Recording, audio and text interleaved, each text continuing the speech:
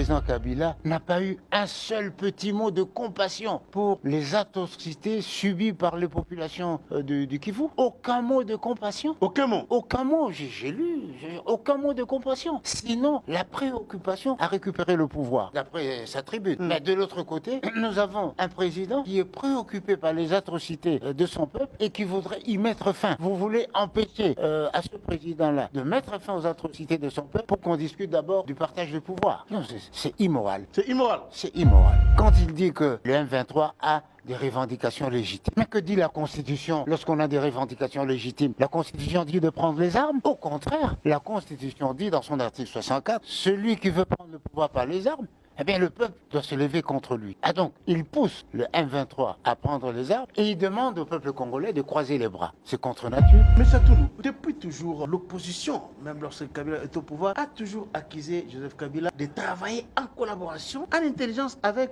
les groupes armés, notamment les M23. Peut-on conclure que les soutiens de Joseph Kabila au M23 ne datent pas d'aujourd'hui? Parce qu'il y a aussi des... Logiquement, c'est le temps qui nous révèle les liens profonds qu'il y a entre le président Kabila et le M23. Et il a dit dans sa tribune. Le président Tshisekedi a clairement que l'AFC c'est Kabila. Est-ce qu'au regard de cette sortie médiatique de l'ancien président, pouvez-vous confirmer aussi à votre manière que le président avait raison de dire ce qu'il avait dit? Je constate que le président Tshisekedi avait raison et qu'il y a des connexions sérieuses entre le président, son prédécesseur, et l'AFC et le M23. Mais on fait de l'analyse géopolitique. Il faut le savoir. Il ne faut pas se cacher la vérité, ni par pudeur, ni par respect humain. La vérité, c'est que l'AFC, le M23 et tous ceux qui le soutiennent œuvrent sous la responsabilité de Kagame et du Rwanda. Les autres qui veulent reconquérir l'indépendance de la République œuvrent sous la roulette du président Tshisekedi. Alors, nous nous trouvons entre le camp de la patrie et le camp des Ganelons. Il faut choisir.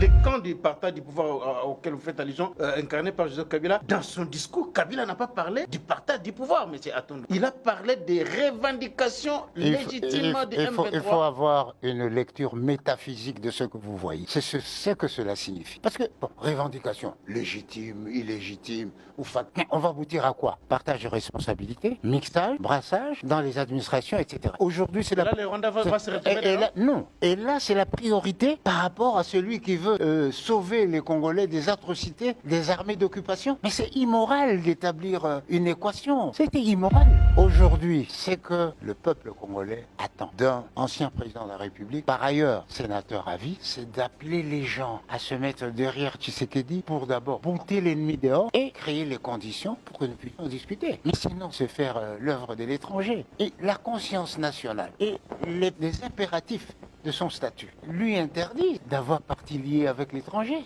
Son statut d'ancien chef d'État. Ancien chef d'État. Vous ne pouvez pas marcher contre votre pays. Kasavubu n'a pas eu une attitude contre Mobutu, de monter les bas congolais, les Né-Congo, à s'élever contre le pouvoir de Mobutu. À aucun moment. Grâce soit rendue. Mobutu, quand il a quitté le pouvoir, il n'a à aucun moment demandé à qui que ce soit de combattre Mouzé. Alors pourquoi, la question que je me pose, le président Kabila, qui a cédé le pouvoir de façon démocratique à la suite de la victoire du président Tshisekedi, pourquoi n'attend-il pas la fin du mandat du président de la République pour se remettre dans le jeu? Pourquoi veut-il casser, remplacer un pouvoir démocratique par un pouvoir despotique? Despotique de type FPR. Et donc vous pensez que Kabila aujourd'hui est en train je ne pense rien. Je vous dis de préparer un coup d'État pour arrêter le mandat de Tshisekedi? Jésus a dit, si vous avez des yeux, il faut voir. Si vous avez des oreilles, il faut entendre.